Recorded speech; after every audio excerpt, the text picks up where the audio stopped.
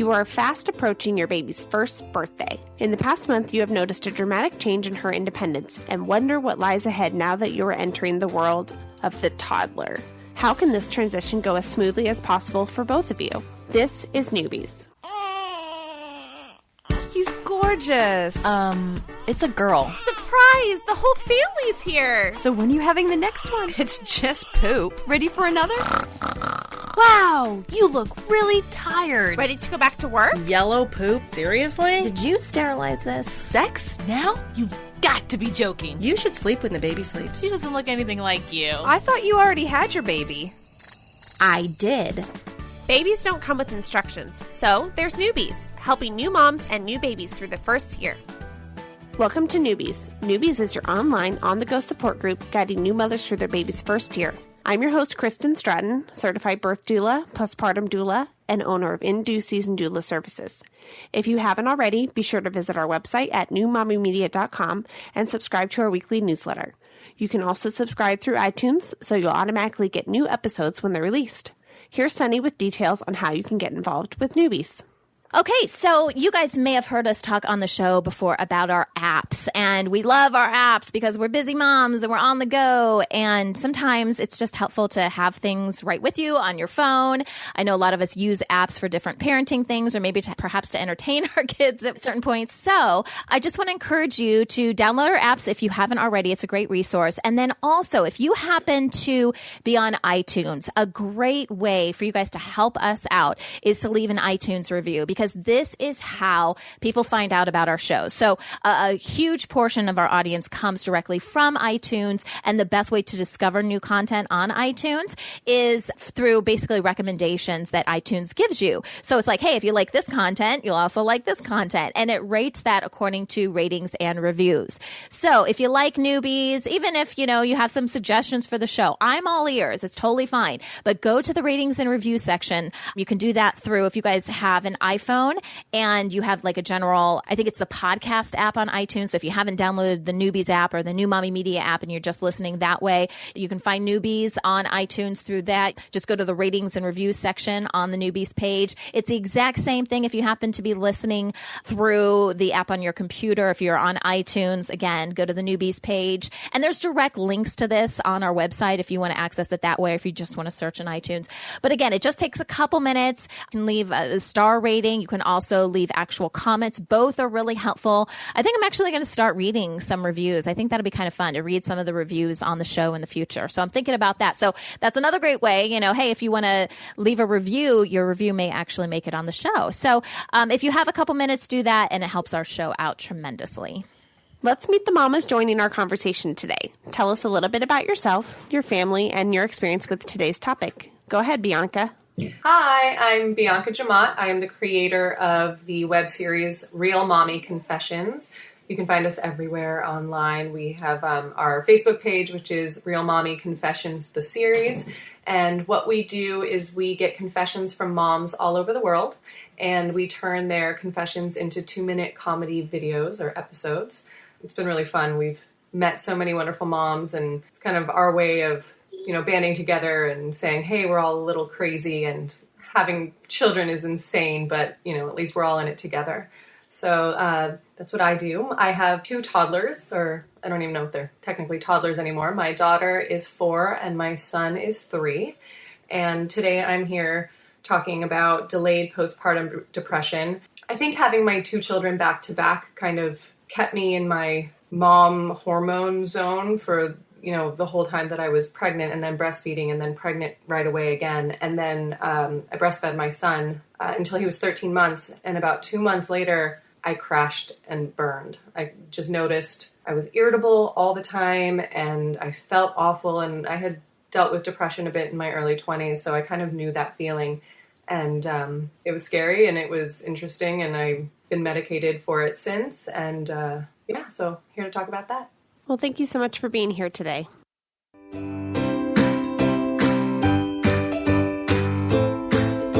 All right, so before we dive into our interview today, I want to tell you about an important event coming up this month. It's called Climb Out of the Darkness, and it is the world's largest event raising awareness for maternal mental illnesses, such as delayed postpartum depression, like we're talking about today. Julie Thorpe-Lopez is one of the co-organizers for the San Diego portion of this worldwide event, and she's joining us now. Hi, Julie. Thanks for being with us. Hi, Sunny. Thank you so much for having me. All right, Julie, tell us a little bit more about this event and the overall goal. Absolutely. The event is put on by Postpartum Progress Incorporated. It's a nonprofit organization focused on improving awareness of perinatal and postpartum mental illness and providing peer support for families who are suffering with them. So Climb Out of the Darkness is our annual awareness raising event. We are in our fourth year, and the goal is to help alleviate the stigma associated with postpartum and perinatal mental illness. It's a climb to symbolize the climb out of the darkness that a lot of families face when they are struggling with postpartum mental illness. It takes place on the longest or close to the longest day of the year, every year. And that's to help shine the most light on perinatal mood and anxiety disorders. So like you said, the climb takes place all over the world on the same day. And our local San Diego event will be taking place at Kate Sessions Park down in PB. It's June 18th from 9 to noon. And we will be meeting at 9 o'clock and do our climb together with our participants. It'll be an easy climb, so kids and dogs are welcome to come and participate. That's awesome. All right. So we mentioned there was a bunch of different locations for this. So mamas, when you're listening to this and you're like, I'm not in San Diego, it's okay. We're going to include a link to the site that shows you all the different locations. In fact, Julie and I were just going through and looking at some of these. And again, it's worldwide. So we're not just talking about within the United States, although there's tons of locations in the U.S. But we are noticing some, Julie, in Canada. Where else? We found some other ones. We have a climb in Scotland, we have lots of climbs in Canada, we have a climb in Brazil, and we have a climb in Dubai this year. We are in almost all 50 states, and if you happen to click on that climb map at postpartumprogress.org and you don't see a climb in your city, by all means, organize one. You can contact us at Postpartum Progress. We definitely want to make sure that there is a climb in every city. That's awesome. All right. So tell us, Julie, a little bit about your involvement. And I know this is a topic that's really important to you. So tell us a little bit more about that. Sure. Well, I am the mother of a 3-year-old little boy, and I personally suffered with postpartum depression and was not diagnosed until 14 months after he was born. I had some pretty intense anxiety after his birth and was actually evaluated in the first week after he was born for postpartum mood issues and was told that everything looked normal. So I kind of just went about trying to figure out how to be a new mom and didn't know very much about postpartum mood issues or disorders. So I didn't really know that what I was experiencing probably was at least a little bit of postpartum depression and anxiety. I was in a pretty bad car accident 5 months after my son was born, and that really intensified the anxiety I was having in my role as a mom. But I was so afraid of the stigma attached to postpartum mood disorders. The little that I did know about it was pretty much all bad. So I really hid a lot of my feelings and a lot of the symptoms that I was having. I was seeing a wonderful psychologist at the time for what I was experiencing after the car accident. And I was even afraid to talk with my psychologist about the stuff that I was feeling related to what was finally diagnosed as postpartum depression 14 months later. After I was diagnosed and started to get treatment and recover really pretty quickly, I thought, wow, I really want to know more about this. I didn't know any other moms who had suffered what I had gone through, and I felt really alone. So I started doing some research, and I found Postpartum Progress, and I learned that these diseases are really common. 1 in 7 moms will get a perinatal mood disorder, which is almost 1 million moms in the United States alone annually. And only 15% of those women actually seek help. So that means that we have potentially 500,000 moms in the United States alone that are struggling with something that's totally treatable. So I wanted to get more involved in raising awareness and helping alleviate that stigma. So I got connected with Postpartum Progress, and this year I'm helping organize the climb with my co-leader, Jessica. I love it. And that's why these events are so important, to get the message out there that mamas, you're not alone. And it's something that so many women go through. And so that's why we have events like this. This is why we do episodes like the one we're doing today, because it's so important. So Julie, for our listeners out there that are like, hey, I really want to get involved. I know we mentioned a little earlier that you can go to the website. Explain the process a little bit more if they want to join. Absolutely. So if you're in San Diego, you can visit our San Diego Facebook page. And there you can find out more about our event and find out how to register. That's facebook.com/climboutsanddiego 2016. If you want to find a climb in your city, you'll want to go to postpartumprogress.org. And we have the handy dandy map that we were talking about earlier. You can find your city, click on the city, and you will be routed to a registration page for your city. It's through the CrowdRise website, which is our platform for both registration and fundraising. Registration is required and fundraising is optional. So that's basically how you would find the climb in your city. If you have any questions about the San Diego climb or any of the other climbs nationwide or in another country, you can always contact us through either the Facebook page or through the postpartumprogress.org website contact link. And again, if there's not an event in your city, then you're more than welcome to create one. It's not too late. I asked Julie, is it too late? And she said, no, it's not too late. So mamas, you can still get involved if you want to. And obviously a great cause, something we fully support. Julie, thanks so much for being with us today. We appreciate your time. And thank you for co-organizing this event. Thank you.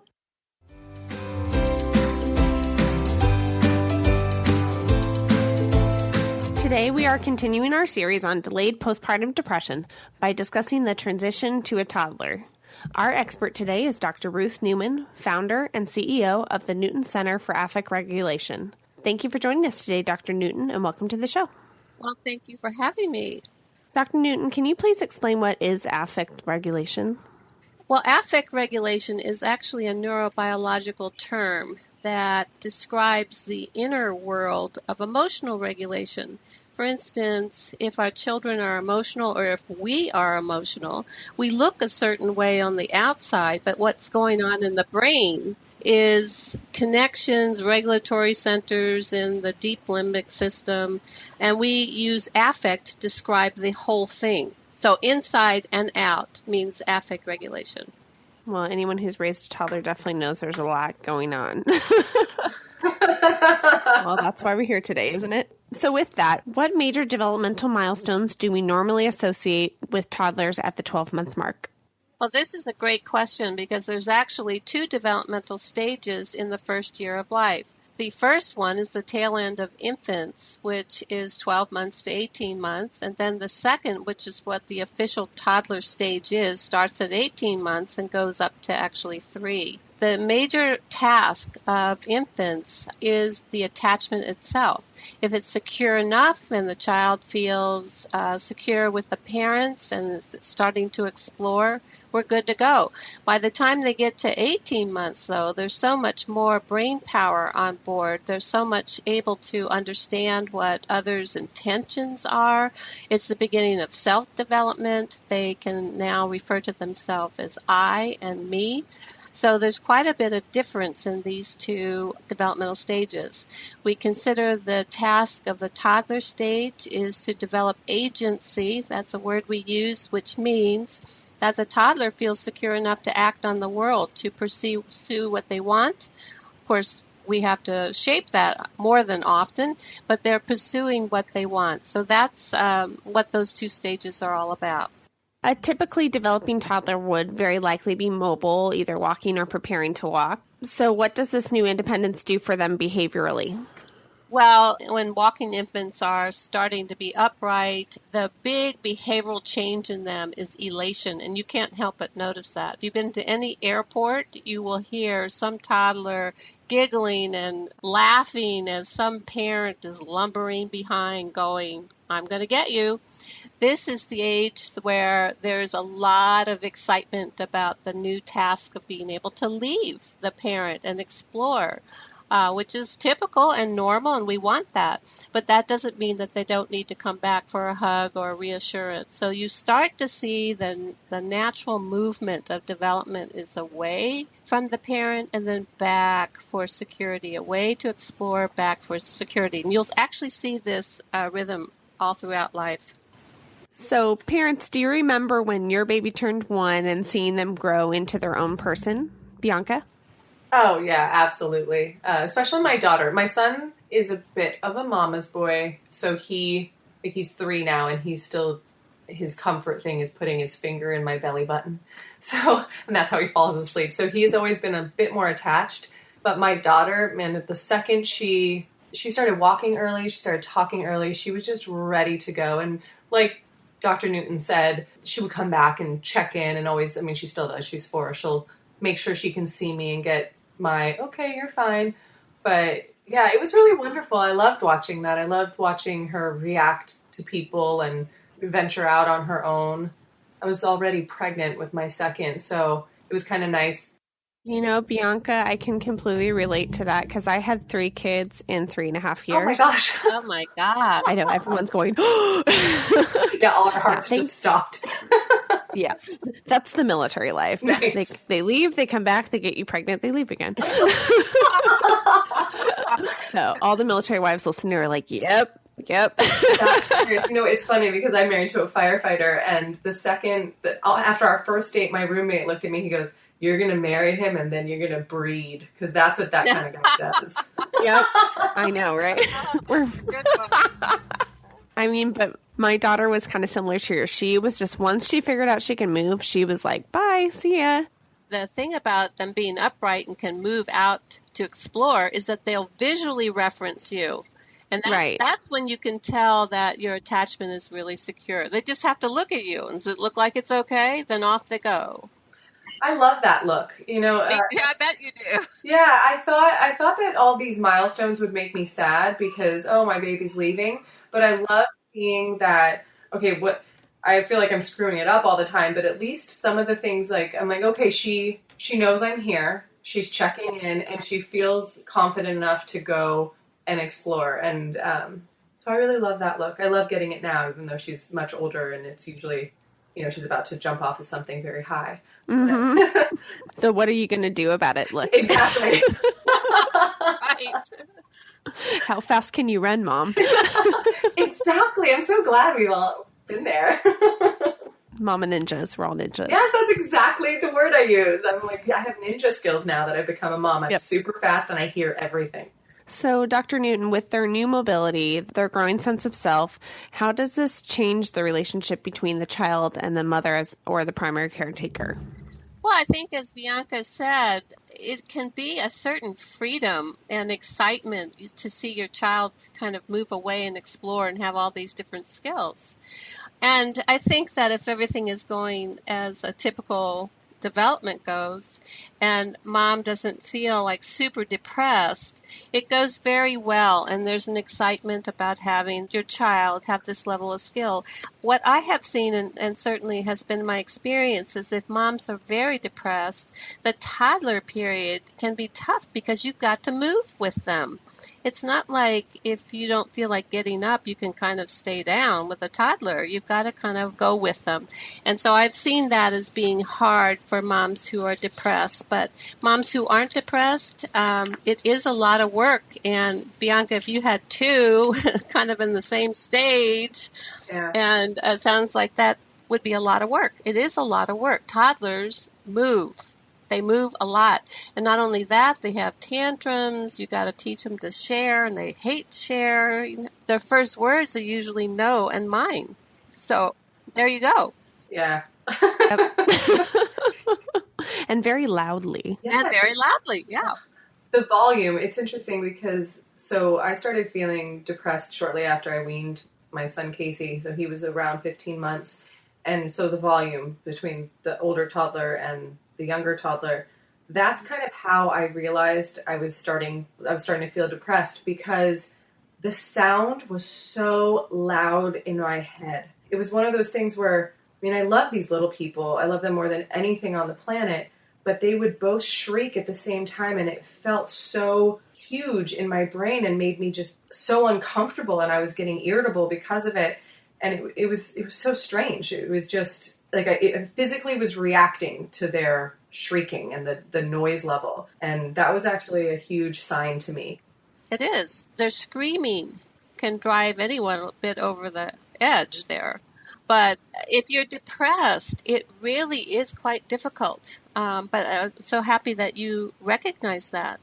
And now, Dr. Newton, I'm really glad that Bianca brought up the point she did, because that perfectly transitions into the next question I wanted to ask you, which is, how does this affect the mother's sense of self as her small infant becomes a toddler? Well, I think when things are going well, my experience is mothers feel more excited about their child. So the child has more skills and going out with the child. The mother is feeling great. There's one mom whose baby went into toddlerhood, and she was a sewer, and so she makes herself this polka dot outfit and makes a polka dot outfit for her little girl, and out they go. And there is that sense of, wow, we're in a different stage, there's more skills, etc. But if the mom is depressed, that can really be kind of tough. And what I have experienced is moms start to feel awful about themselves, not good enough, I'm not doing good enough, and there's a lot of guilt and kind of beating on themselves. And so to work with moms that are depressed and help them kind of recover to their sense of self is really important. When we come back, we will continue our discussion about toddler transitions. We'll be right back.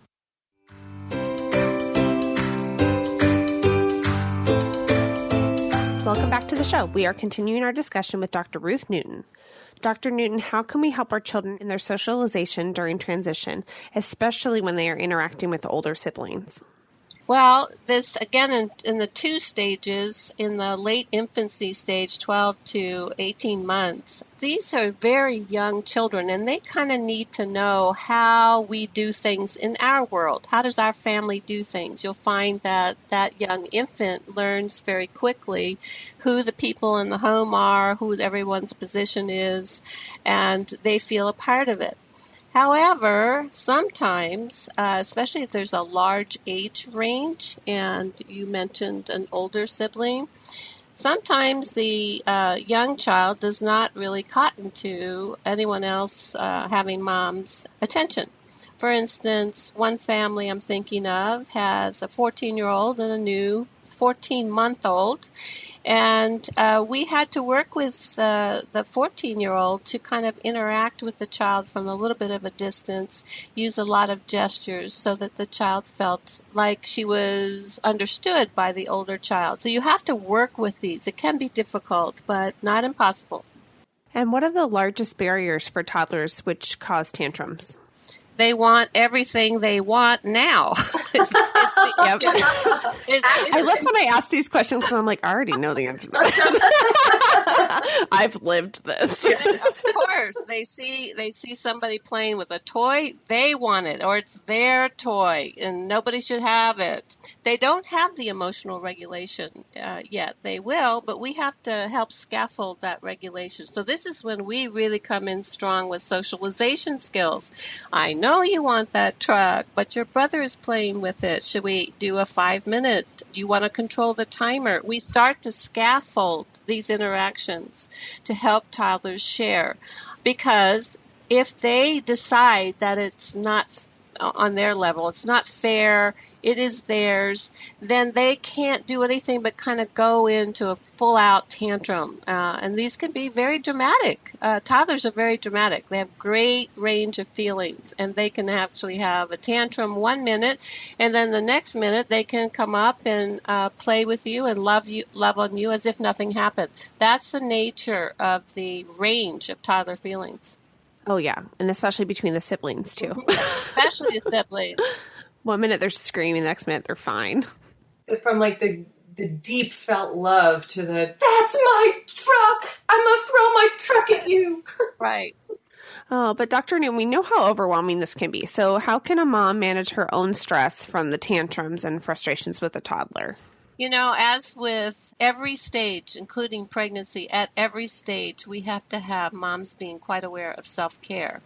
It's like, what do you need to do in order to keep your own or our own regulation? Because raising kids is tough stuff. And if you have multiple kids, it's really tough. Like, I'm always asking moms, what do you do for self-care? And some will look at me as if I've, asked a foreign question. They're not thinking about self-care. And the other question is, do you have adult time? Mothers are not just mothers, they're also adult women, and we require to have some adult time. So it's a balance. And I think when moms do have the self-care that they need, it's easier to go through all of this drama that the toddler stage really has a lot of drama in it. It kind of can, straighten out a bit once they get into preschool, but it's still dramatic for a while. What's interesting about that is that I feel the trend shifting a bit, but one of the reasons I started my series was because I was feeling like I had no outlet for anything grown up and that I was struggling alone and that I really had nothing that was my own. And I had been doing what seemed like everyone else was doing, which was, look at this beautiful picture of my kid. Oh, everything's fine. Everything's happy. Everything's great. And not having any time to myself or any self-care whatsoever. But that was the trend on the internet, like no screen time for your children, don't say no, attachment, everything, co-sleeping. And while I do most of those things, it's finally now I'm seeing the trend shift where people are like, stop, go take a day, have a minute. It's okay. You're not a horrible parent. You're not demolishing everything that you built in the attachment in the first year or two. But that for a long time, I feel like mothers were told that, to take time for yourself or to do anything that was outside of caring for your child, that especially if you're a stay-at-home mom, because that's your job, right, that was unacceptable. I think that was part of the reason I actually started feeling depressed. I was feeling very isolated and very much like I didn't count anymore. Yes, that's exactly what I experienced too. And I agree with you. I think this is starting to change. And from my experience, why it's changing is that we want good attachment, and children do need a lot of attunement, but you have to keep the mother going. And so it's like the adult time, the adult aspect of every woman is what I've seen is kind of under the rug. And once we start to address that, women start to feel like, oh, wow, I can go out and have coffee with my friend. The child will make it through. Really, they will. Right. A big one for me also was time with my husband. Yes. I definitely didn't think, because I was very aware of making sure that he didn't feel that everything was about the kid, because especially with my son, who was very needy and was always on the breast, and he slept in our bed because he wouldn't sleep any other way, and we needed sleep. It got to a point where I really had to make an effort to, give my husband a hug or do something to show him that he was still a priority in my life. But at one point I turned to him and I was like, I love seeing you kiss the kids and say I love you to the kids and snuggle the kids. I need that too. Yeah. Yes, exactly right. Exactly right. We have grants where we are helping moms and infants and toddlers, and it's for the mother. However, almost the first session we ask the dads to come in, because it changes the dynamic of the family, especially of a depressed mom. When dads kind of can hear us say, do you ever go out together? And help them figure out who can babysit while you have a date night. I think all parents need date nights together. You need each other. Mm-hmm. You need each other. And once that is in place, I find that mothers feel so much better. And by the way, the dads do too, because I had one man tell me that he lost his lover, quote, that's a quote, as soon as they had a child. And I understand that. Children take a lot, and mothers are very primary in that first year. But when dads can join in and the marriage itself, the relationship between the parents is protected, I think it goes much better. Dr. Newton, what are some of the ways to structure our days to help our toddlers feel secure and give moms order as well? One of the things that absolutely has to happen in this stage is routine. And I can't stress it enough. The worst times I have seen for the whole family is when there's no routine. So a routine means like, okay, we get up at kind of a certain time and we have breakfast. We go on to dinner and we do a reading activity. We have a bath and we go to bed and there's a nice bedtime routine. This is, in the beginning, very difficult for toddlers, but the more this happens, the more it relieves parents of a lot of stress because once that child's in bed, they have each other, they have adult time. So I can't stress enough that this is the stage where routine matters, and it matters a lot. I think it matters to the toddlers too, like not just the mother, but I've definitely seen a difference in my children when they know what's coming next, and it has to be like this, and I think it brings them comfort as well. Well, not only comfort, it does give them comfort, but it's a part of how parents entrain the child's emotional regulation. So we're talking about how it is very important for their own neurobiology and their own future emotional regulation. It's very important. It's important for that level, but important for the parents. It's just healthy.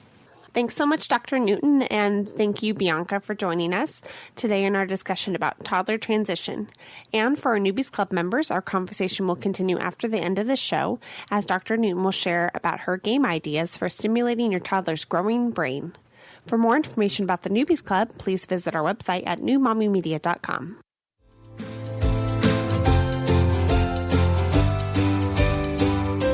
All right, so before we wrap up our show, we're going to do a Baby Oops segment, and this is where you guys share your funny stories that have happened to you in caring for your baby during that first year. And sometimes we go all the way back to pregnancy, which is what Jamie has to say. She has a funny moment that happened to her right after she had her baby, and so this is what she said. I'd gotten used to having that shelf, you were talking about that shelf with your pregnancy belly, you know how it like creates, and you can like start to eat off of it and stuff. It becomes really fun, like on months like 6, 7, and 8, whatever. So she says, I got used to having that shelf with my pregnancy belly, and I would set a small plate, the TV remote, whatever small thing happened, that I was holding on top of my belly when I needed an extra hand. And then she had her baby, and she says when her baby was a few days old, she did that forgetting that she didn't have a baby in there anymore, and everything fell straight to the ground. She's like, I was so surprised I had actually forgotten I wasn't pregnant anymore. And oh my gosh, that sounds like something I would do, because you do, like, did anyone actually start to rely on that little shelf? I still do that sometimes where I go to rest my arms there and I'm like, oh wait, that's not a baby belly anymore. That's just a belly. It's so funny though, because I'm afraid someone's going to ask me that if I'm pregnant, because I do that. I'll go to hold my belly.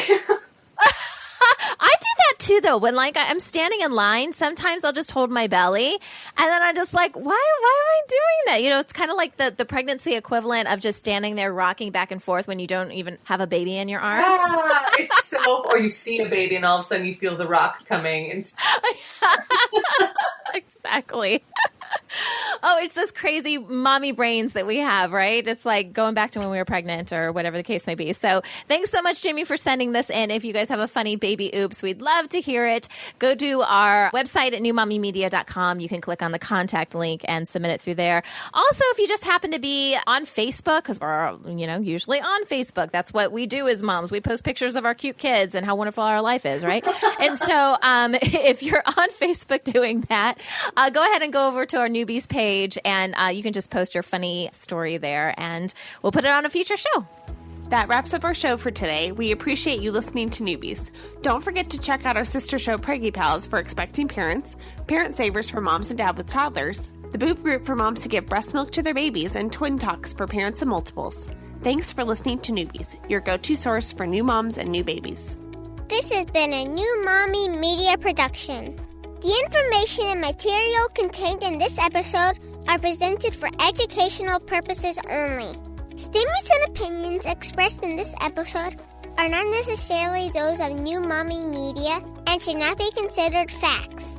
While such information and materials are believed to be accurate, it is not intended to replace or substitute for professional medical advice or care. and should not be used for diagnosing or treating healthcare problem or disease or prescribing any medication. If you have questions or concerns regarding your physical or mental health or the health of your baby, please seek assistance from a qualified healthcare provider.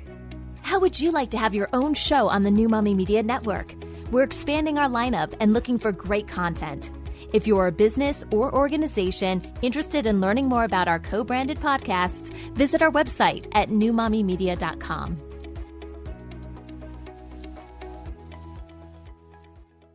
Hey mamas, don't forget to check out Mighty Moms. It's our online community built for new moms just like you. Not only can you connect with other moms, but you can also join us backstage for special mom-only online events. And you'll also be notified when we're recording so you can join us as a special guest. Visit our website, newmommymedia.com, and click on the Mighty Moms banner. It's free. That's newmommymedia.com. See you there.